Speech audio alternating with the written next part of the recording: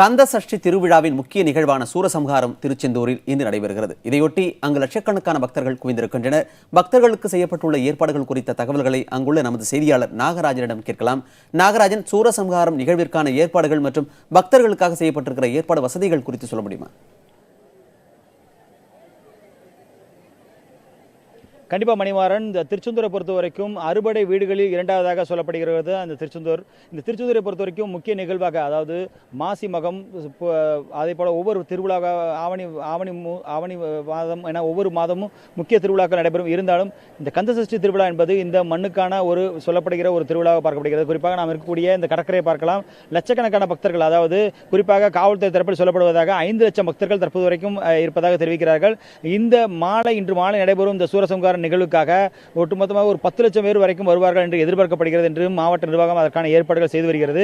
இந்த நிலையில் இது பொறுத்த வரைக்கும் கடந்த 5 நாட்களாக இதற்காக விரதம் இருந்து இந்த மக்கள் இங்கிருந்து 6வது நாளான இன்று நடைபெறக்கூடிய இந்த சூரசம்ஹார நிகழ்வுக்காக விரதம் இருப்பார்கள்.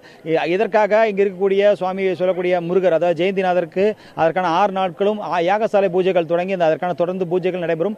அந்த பூஜைகளை தொடர்ந்து இன்று மாலை இந்த சூரசம்ஹார நிகழ்வு என்பது 4 மணி 40 நிமிடங்களுக்கு தொடங்கி 5 மணி 30 நிமிடங்கள் வரை நடைபெறும்.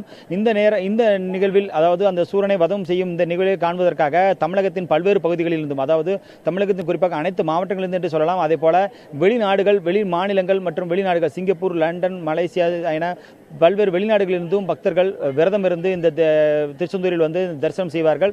இதற்காக பல்வேறு ஏற்பாடுகளை மாவட்ட நிர்வாகம், காவல்துறையும் எடுத்துள்ளது. குறிப்பாக பேருந்துகளை பொறுத்தவரைக்கும் திருநெல்வேலி கோட்டத்திலிருந்து சுமார் 300 பேருந்துகள், அதாவது திருநெல்வேலி, மதுரை, ராஜபாளையம் போன்ற பகுதியிலிருந்து 300 பேருந்துகள் இயக்கப்படுகிறது. சிறப்பு ரயில் நிலையிலிருந்து இயக்கப்படுகிறது.